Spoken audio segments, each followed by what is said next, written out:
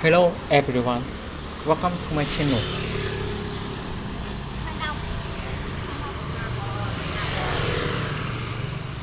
When Liam died on a rainy Tuesday, I learned grief has a sound. It's the click of a crib that won't stop rocking and a phone that won't stop ringing. Bills, condolences, silence. I was a 29-year-old widow with a 5-year-old boy and an 8-month-old baby. I held it together until I couldn't. Just for a while, I told myself, dropping my baby at my parents' neat beige house with the trimmed hedges and polite smiles. They raised me. He'll be safe. A week later, on the drive to kindergarten, my son, Oliver, went rigid. "Mom," he whispered, then sobbed. "We have to go back to Grandma's. Now." I turned the car around. We walked the last half block, quiet as ghosts. Through the living room window, the truth I'd buried since childhood stepped out of the shadows, reached for my baby and made me remember who my parents really were. My name is Emma Carter, and the week after my husband Liam Carter died in a delivery truck collision, time lost its edges. Morning bled into night, and my life shrank to bottle measurements, daycare wait lists, and emails I read without understanding. I'm a mid-level UX designer in Dallas, paid to simplify complex flows, yet nothing about grief was simple. "Eat," my best friend Jenna Morales would say, sliding Tupperware across my counter. My 5-year-old Oliver, colored at the table. My baby, Theo, cried like he had swallowed thunder. I tried nannies. I tried a sitter who ghosted. I tried coffee and prayer, often in that order. Every time I blinked, another deadline passed, another dish went moldy, another bill reminded me that love does not extend the due date. My parents, Robert and Evelyn Whitman, lived 30 minutes away, in a subdivision where the mailboxes matched, and the HOA newsletter had a Sudoku. Growing up, our house had rules that sounded reasonable until you followed them. "Quiet is respect," Dad would say. "Tears are manipulation," Mom would add, smiling as if she were telling me the weather.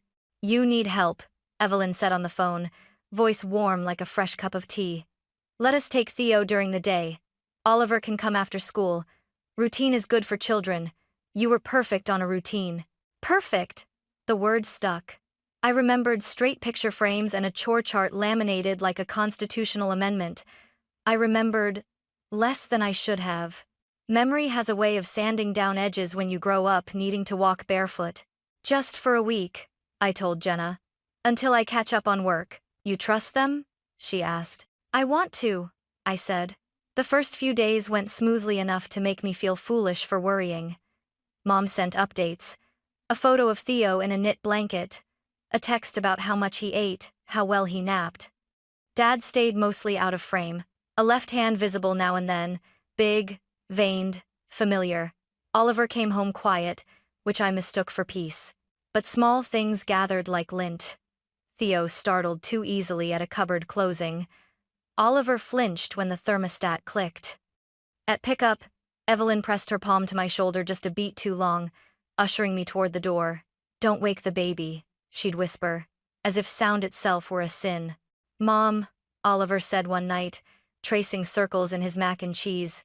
"Grandpa says babies cry to win." Win what?" I asked. Oliver's mouth worked. "To win. The game." "What game?" He shrugged. "The quiet game. The quiet game." I laughed. Too loud? The sound brittle. "It's just a saying," I told him. But later, when Theo jolted awake at 2 a.m., screaming as if the dark pinched him, I sat on the floor between their beds and stared at the wall until morning. On Monday, my manager pinged. "Any update on the handoff?" I typed. Deleted. Typed. Meanwhile, my phone vibrated. Evelyn. "All well. He's down. Don't come early. He just fell asleep." The text was benign. The sudden lurch in my stomach was not. At pickup that night, their house looked staged. Lemon scent, counters bare, a single vase of hydrangeas aligned with the center seam of the table. Robert sat in his recliner, reading a newspaper like he was auditioning for an era. "Emma," he said without looking up. "How is Theo?" I asked. "Quiet," he said. "Children can be." Evelyn hugged me. "He's adjusting. Babies need firm boundaries." "Firm," I repeated. On the way home, Oliver hugged his backpack to his chest. Grandma says crying makes your voice ugly, he murmured. Crying helps your body let go, I said automatically. My therapist said that after Liam died. I believed it then. I wanted to believe it now. Wednesday. A bruise bloomed on Theo's upper arm, faint and thumb-shaped. Daycare toys? Evelyn suggested before I asked. Even though Theo wasn't in daycare, he's grabbing himself as he discovers his body. She smiled. Isn't that adorable? Adorable, I echoed, and the word tasted like metal. That night, Oliver wet the bed for the first time in 2 years. He woke with a scream he didn't remember. When I asked him about nightmares, he blinked hard and said, "We don't talk loud at Grandma's." On Friday, our pediatrician confirmed Theo's weight gain. Relief landed and slid off. I sat in my car staring at the clinic's automatic doors, the way they parted like they were glad to see me leave. When my phone rang Evelyn again, I almost didn't answer. "Don't bring Theo before 9, she said, cheerful. Robert has an early errand. It's easier when the house is still. Still. The word volcanoed in my chest. I thought of my childhood room, corners sharp with quiet. Okay, I said, hating how small I sounded. Saturday mornings used to mean pancakes with Liam and Oliver on our balcony, syrup on pajamas, Theo kicking his blanket like he was pedaling toward us from another planet. Now it meant laundry, catching crumbs of sleep, and lists. Jenna came with coffee and found me reorganizing the spice rack like it owed me money. "You're vibrating," she said. "What's going on?" "Nothing I can name," I said. "Everything I can feel." She studied me. "Name it anyway." I opened my mouth, closed it. "It's probably just early grief," I said, because that diagnosis felt less dangerous than the one my bones were whispering. "Okay," she said, not believing me. "But if your bones speak, answer them." Monday dawned with a headache and a to-do list. I fed Theo, packed his bag, and drove to my parents'. Evelyn took the baby with a slow, practiced smile. Robert nodded at the wall. "Routine," he said, like a benediction. I drove Oliver to school. At the intersection before the drop-off loop, his small hand landed on my wrist, shaking. "Mom," he whispered, eyes glassy. "We have to go back. To Grandma's. Please. Theo needs you." The light went green. Cars honked. I pulled over and threw on the hazards. "Did something happen?" He shook his head. No and yes at once. "Just go. You tell yourself you'll be calm when it matters. You won't." I turned the car around without a plan, without breath, fear blooming behind my ribs like ink in water. "Stop here," Oliver said 2 houses down. "We can walk." "Why?" "Just. Please." We edged along the sidewalk. The hedges were clipped to soldierly attention. The front door was closed. Through the living room window, the curtain gaped a finger's width, just enough for truth to slip out. I heard Theo first high, frantic. Then Robert's voice, low and serrated. "Quiet. Quiet. Do you want the dark room?" My body went ice hot. Evelyn stood by the couch holding Theo, not holding. Restraining hands under his armpits, shaking him in short, angry jostles. His head snapped back and forth in terrified rhythm. "He does this for attention," she said, voice smooth. "We don't reward it." "Stop," Robert said, not to her, to the baby. He took a step closer, face hard, the same face from 1,000 childhood dinners. "You don't win here." Oliver's nails bit my palm. "See?" he hissed through tears. "I told you." Something tore inside me, something that had kept the past on mute. I saw myself at 5, at 7, at 10, the scolding that wore a smile, the quiet game, the "don't embarrass us" when I cried, because my knee bled. I felt the memory return like a dislocated shoulder snapping into place. The dark closet that smelled like pine, soul, and copper. The way time stretched until it begged. I didn't knock. I didn't breathe. I ran. The door hit the wall with a bang that made Evelyn flinch. Robert turned, eyes flat with annoyance, as if I were a neighbor selling candy bars. "What are you doing?" Evelyn snapped, clutching Theo tighter. I crossed the room and took my baby from her arms. He clung to me with a sob that seemed to start in the soles of his feet. "We're leaving," I said. Voice low, New. Mine. Don't be dramatic, Robert said. Children need boundaries. You begged for our help, remember? Help doesn't bruise, I said, and showed them Theo's arm. The thumbprint halo had darkened to plum. Evelyn's mouth thinned. Emma, she said, gentle like a knife. You always were sensitive. This is why you struggled as a girl, too many feelings, not enough discipline. Oliver pressed against my thigh. Don't leave me, he whispered. I won't, I said. Not again. Robert moved toward the door, blocking our path. You're hysterical. Give me the baby. I stepped sideways, angling my body, holding Theo so his cheek could find my shoulder. I tasted metal again, but this time it was iron. Resolve. Move, Dad. You will apologize, he said. I looked at him, really looked, and felt nothing he could use. No.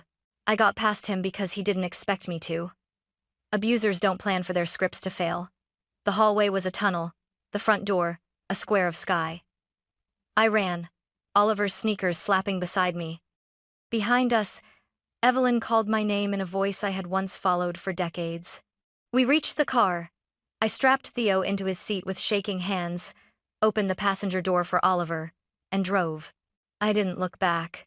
I turned corners like I could outpace history, merging into traffic that had no idea a war had just ended and started all at once. We pulled into our apartment lot. I put the car in park and let my forehead rest on the steering wheel. Oliver reached for me. Theo hiccuped into my collarbone. Mom? Oliver whispered. Yeah, baby. Are we safe now? We will be, I said, and for the first time in months, the words didn't feel like a prayer. They felt like a plan. The apartment felt small but honest. I texted work. Family emergency. Oh, today. I texted Jenna. Come. Then I dialed a number I hadn't called in years. Audrey? I asked when the line clicked. A breath. M. My older sister's voice was softer than memory. She left home at 18 and never looked back. I told myself she'd outgrown us. The truth, I was learning, was different. I need to ask you something, I said. About Mom and Dad, about when we were kids. Silence opened like a trapdoor. Then, what happened? I told her. The window, the shaking, the bruise, the dark room threat. My voice shook but didn't break. When I finished, I heard Audrey rustle keys, a bag. I'm coming over. She arrived with grocery bags and the kind of hug you give someone when you've wanted to for years. Oliver leaned into her immediately. Theo slept on my chest, fists loosening. They did it to you too, Audrey said, no preamble. They called it structure. When you were a toddler, you cried at night. Dad said you were testing him. He'd hold you by the arms and shake you. Not violently, she corrected herself, eyes flashing, but enough. He called it resetting the fuss. Mom would watch. And when you were 5, they invented that closet. The quiet room. My stomach turned as pieces clicked. I don't remember. That's the thing about surviving, she said. Your brain edits what would make love impossible. I sat down hard. Why didn't you tell me? I tried, she said. You were 8 the last time I said anything and Dad heard. He took away your birthday party and told you it was my fault. I left at 18 so I wouldn't become them. Jenna arrived and listened without interrupting. We document, she said finally. We call the pediatrician, a trauma therapist for Oliver. And you, she looked at me, you stop explaining their behavior to yourself as help, Audrey nodded. And if they're running anything like an unlicensed daycare, we report. They always wanted an audience to their control. I thought of Evelyn's schedule, of Robert's lecture voice, of the HOA moms who raved about Evelyn's calm. The panic in my chest turned into something steadier. Not rage, not yet. Something like purpose. I picked up my phone and opened notes. Okay, I said. Step 1, photograph the bruise. Step 2, pediatrician visit. Step 3, find a therapist. Step 4, whatever comes next. The pediatrician documented the bruise and, gently, my shaking. You're not overreacting, she said. Shaking an infant is never discipline. Oliver started sessions with Dr. Renee Calloway, who used play to open doors. The first drawing he made was a square with no windows and a stick figure with a round, open mouth. That's the quiet room, he told her. You're not supposed to tell. I called a legal aid hotline and, through a friend of a friend, met Marcus Hale, a pro bono attorney with kind eyes and a memory for statutes. If your parents care for more than one unrelated child regularly, they need a license, he explained. Even if they're just watching grandkids, any evidence of physical or emotional abuse triggers mandatory reporting. He slid a list across the table. CPS, licensing board, police non-emergency. Evidence, I said. The word felt heavy and right. Audrey and I drove a block past our parents' house on Saturday and parked behind a row of crepe myrtles. I felt like a teenager sneaking out, except the stakes were real. Through the long lens of my borrowed camera, I watched a child I didn't recognize toddle across the lawn as Evelyn reached down and yanked him by the wrist, the exact shape of a bruise Theo wore last week. I hit record. My hands didn't shake. Later, Jenna spoke to two moms from the neighborhood under the camouflage of a Facebook swap group. Evelyn is a saint, one wrote. She gets kids quiet when no one else can. My skin crawled. We collected logs, time-stamped videos, a few audio clips from a small recorder tucked into Oliver's backpack the days I still had to drop him for an hour before school pickup. If you cry, you lose, Robert's voice growled on one file. No sound, Evelyn chimed, so sugary it hurt. Marcus helped us file. We didn't put my name on anything that could reach them fast. They cannot retaliate if they don't know where to aim, he said. Your priority is safety. Reports can be anonymous. You've done the right thing. At home, Theo began to laugh again, tiny bubbles that popped against my collarbone. Oliver slept a full night. I sat on the kitchen floor between their doors and let my body figure out how to relax. It's hard work to unclench. When CPS called for interviews, I answered every question. Are you prepared not to see your parents again? The worker asked gently. Yes, I said, surprised by how easy it was. I think I already stopped. They came on a Tuesday. 2 CPS investigators, 1 licensing officer, and a uniformed police officer to keep the air from sparking. Audrey and I followed in my car, parking half a block down. I didn't need to be there. I needed to be there. Evelyn opened the door wearing her best kindergarten teacher face. Hello, what a surprise. We've received reports, the lead investigator, Miss Patel, said, crisp but kind. We'll need to see the children currently in your care and the spaces you use. Reports? Evelyn laughed lightly. From who? People love to tear down good women. Ma'am, Miss Patel said, this is routine. May we come in? Robert appeared behind her, jaw clamped. We have rights. And obligations, the licensing officer said, scanning a clipboard. Are you licensed for childcare? We're grandparents, Evelyn said, offended. We're family. Are all the children in your care your relatives? Miss Patel asked. Evelyn's smile twitched. Well, neighbors ask for help sometimes. We'll need to see your log, the officer said. They walked the house. I watched from the sidewalk between 2 cars, breath fogging the edge of the window I peered through. Evelyn's living room had never looked so small. A boy about 3 stood with a pacifier hanging from his lip, eyes round.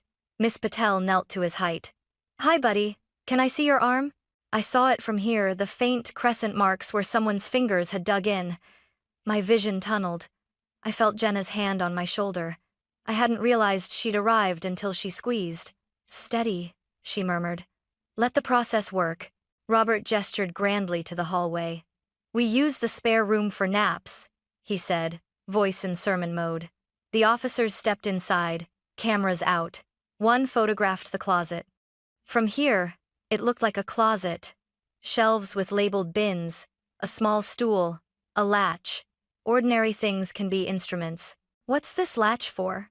Miss Patel asked. To keep the door from drifting, Evelyn said too quickly. Drafts. The licensing officer measured, noted, frowned. Sir, the hardware is installed on the outside. Robert's gaze slid past them.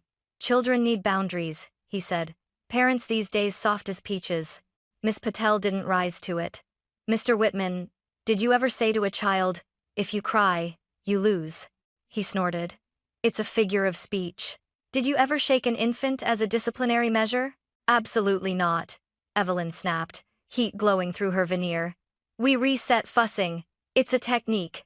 There is no safe version of shaking. Miss Patel said, voice flat now. Where is your first aid kit? Do you keep records of incidents? Injuries? Evelyn reached for a binder. Robert blocked her hand with a tiny shake of his head, a marital semaphore they expected no one else to read.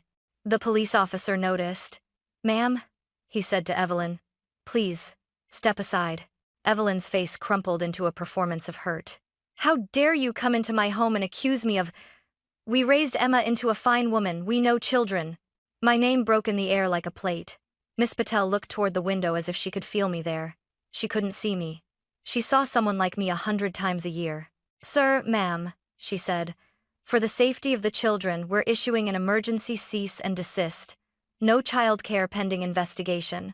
The non-relative child will be released to his legal guardian immediately. You will not be alone with minors who are not your legal dependents. Robert's jaw worked. This is slander. It's documentation, the licensing officer replied. A car pulled up. A woman leapt out, Maya Brooks, the boy's mother, hair unbrushed, shoes mismatched, eyes blazing. Max, she cried, scooping her son into her arms. He latched around her neck, shoulders shaking with relief. Evelyn reached toward them. Maya recoiled like she'd been offered a snake. Don't touch my child. Robert stepped forward. You people don't understand how to raise. I opened my door and stepped onto the sidewalk before I knew I'd moved. Jenna hissed, but didn't stop me. Dad, I said, and the word felt like the past tense of itself. He turned. For a flicker, fear crossed his face. Not of me, of disruption. Emma, he said, tone warning. Go home, this is handled. It will be, I said, just not by you. Evelyn's eyes widened, landing on Theo where Jenna now held him across the street. You brought the baby? After your dramatic scene the other day? You shook him, I said. My voice carried, calm enough to echo. You taught Oliver that silence is obedience, and that pain is order. I'm done with your curriculum. Miss Patel stepped between us, palms out. Let's keep distance, please, Robert pointed at me. She's unstable. She always was. Jenna laughed, sharp. She's the most stable person here. Evelyn tried a last tactic. Emma, forgive. Family is family. Family is safety, I said. Everything else is ancestry. I watched professionals do what I once begged my parents to do. Put children first. Papers were signed. Photos were taken. The closet latch was unscrewed and bagged for evidence. Marcus arrived, nodding to the officers he knew by name. Maya thanked me with a look that felt like absolution and fury in equal measure. As the cars pulled away and the house stood smaller than I'd ever seen it, Robert called out, You think you're righteous, Emma? You'll raise soft children who break. I turned. Better soft than broken, he flinched. For the first time, I saw a human man where the monolith had been. That didn't make me kinder. It made me clear. Investigations move at the speed of paper. Headlines do not. A local moms group lit up, so did my inbox. I didn't comment. I made dinner. I took pictures of nothing moments I didn't want to lose, the way Theo's foot curled when he slept, the way Oliver told a joke with his whole face.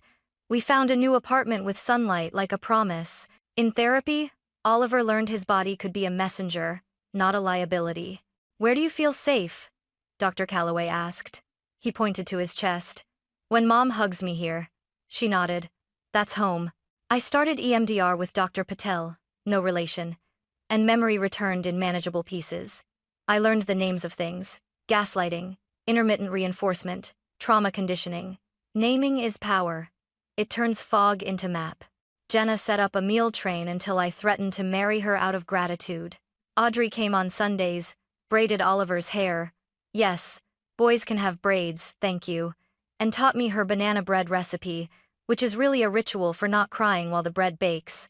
One night, as thunder sketched our windows, Oliver climbed into my bed. Mom, he whispered, will I ever be loud? You're loud already, I said, kissing his forehead. You're loud with kindness, loud with truth. What about Theo? He'll learn from you. We spent Saturdays at the park, where Theo learned grass, and Oliver learned that laughing counts as winning. I watched the boys race under a sky that did not ask them to be small and thought, this is what breaking the cycle looks like. Not courtrooms or headlines, but a child who sleeps without flinching at a hinge. Months later, licensing pulled my parents' ability to care for unrelated children. CPS closed its case with mandatory parenting courses they could take or ignore. The point wasn't their reform, it was our freedom. I never went back to their house. I changed my number and, eventually, my name on the mailbox. The past can send letters. It cannot open your door. On the anniversary of Liam's death, we drove to White Rock Lake with banana bread and bubbles. To Dad, Oliver said solemnly, blowing a shimmer into the wind. Theo clapped. I felt grief and gratitude hold hands in my ribcage without fighting for space. That evening, I wrote my sons a letter they'd read someday. If someone tells you love equals silence, that pain is how we learn. Leave. If your body says run, run. If your mind says name it, name it. I signed all our names mine, theirs, Liam's, because family is a circle you draw, not a trap you inherit. Before bed, Oliver stopped in the doorway, serious. Mom? Thank you for going back that day. I swallowed. Thank you for asking me to. He nodded, satisfied with the transaction of courage, and padded to his room. Theo babbled in the monitor, a language of future.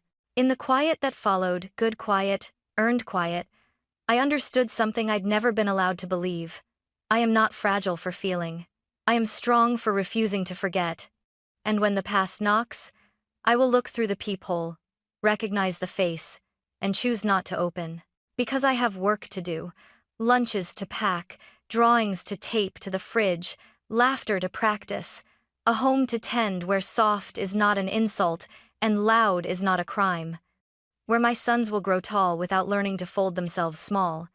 Where the only quiet room is a pillow fort with fairy lights and books, and the only rule is simple and final: everybody gets to be safe.